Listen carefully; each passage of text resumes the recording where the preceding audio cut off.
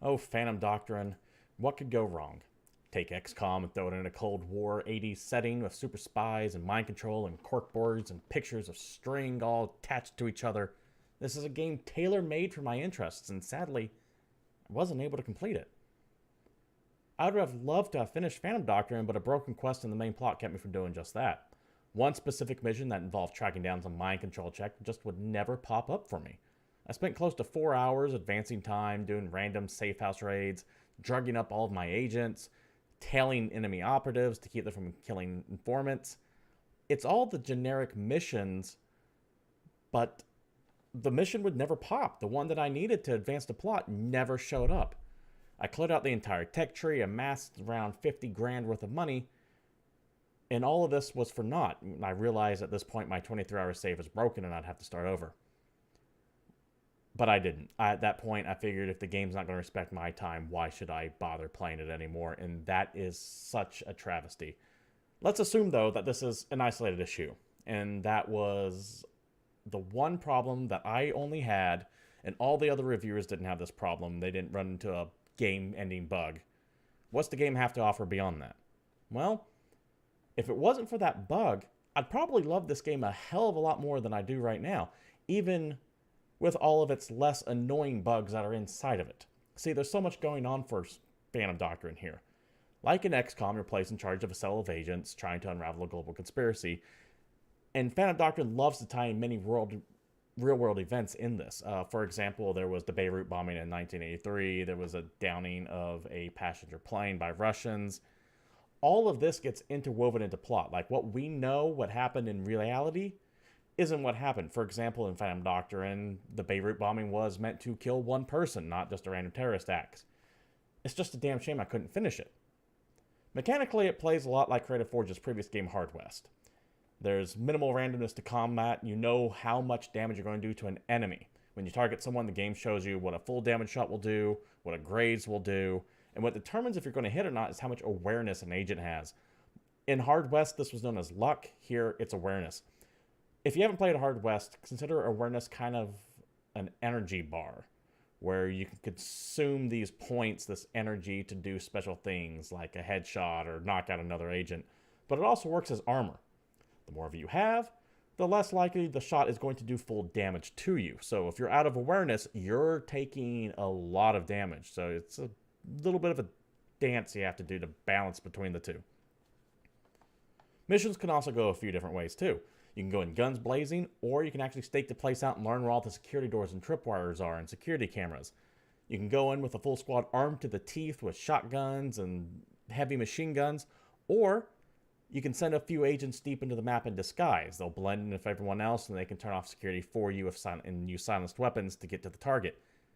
The problem with that is your team's going to be split up when the map starts. You're going to have half your guys outside and the other half inside, and if you've played anything like XCOM before, you know that splitting up the team like that can go horribly wrong if you get caught.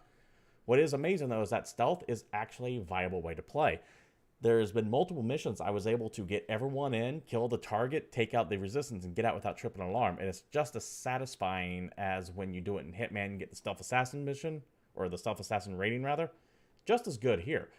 It is an amazing feeling when it works. The problem is, even without that game-ending bug that I had earlier, there are a whole bunch of little tiny things that just bug the game down and cause massive issues. For example, the AI can get really hung up on terrain. There was one instance where my infiltrator started wedged between a corner of a desk and an NPC that just wouldn't move because he kept trying to move into the square that I was in, and he couldn't go around though, so I was just stuck there. Normally, I could just knock the guy out and continue on to my objective, but there's a camera looking right at us, so if I knock the guy out, the alarms go off, which defeats the whole point of that guy being in there, and you can more or less write that agent off at that point. Reloading the map did fix this issue, but it happens a lot, and it shouldn't be a problem to start with. And if you're playing Iron Man, where you have one save file that constantly overwrites itself and the choices that you make are permanent, this kills those runs, flat out. This shouldn't be something that's a problem in there. There's also problems with pathfinding when it's on their turns as well. I've seen enemies and civilians kind of run into pillars during their turn. You'll have the enemy enemy activity logo pop up there, meaning that's when the AI is making all of its moves with all the bad guys and neutrals. And one of the neutrals kept running into this fence, not hopping it over and over and over again. So the turn wouldn't end. It would keep seeing them as in transit. They wouldn't get to their destination, but the animation wouldn't hop them over. So once again, have to reload that turn. These aren't minor issues, but they're fixable, unless you're playing Iron Man, in which case you're screwed. And I know there are some people who get games like this for the Iron Man, and it's just a goddamn shame that there's so many issues here when it comes to just the gameplay of it. It's broken. This is the second time in 2 weeks I've had to go off on a game that I was looking forward to, and the game is just fundamentally crippled from the bugs. And that's a shame because there's a whole bunch of stuff that's fun in here. For example, the little conspiracy board that gives you extra missions or equipment or new agents. As you play through each level, you'll find bits of information in there. They're optional, but if you scour the level pretty hard, you can find them.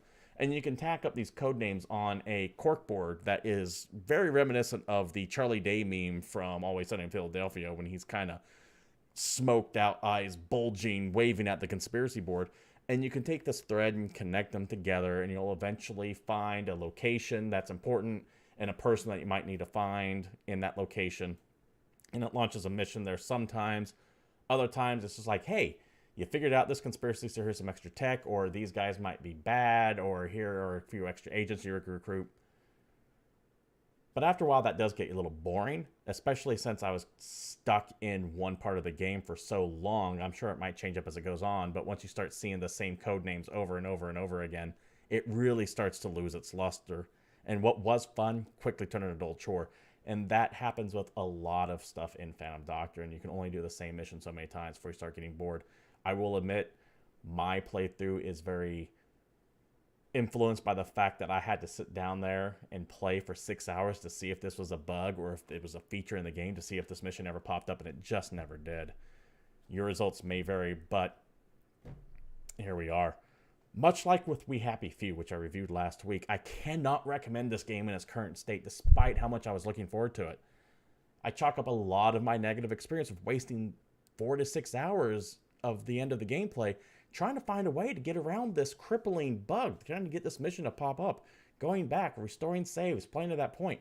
Never worked.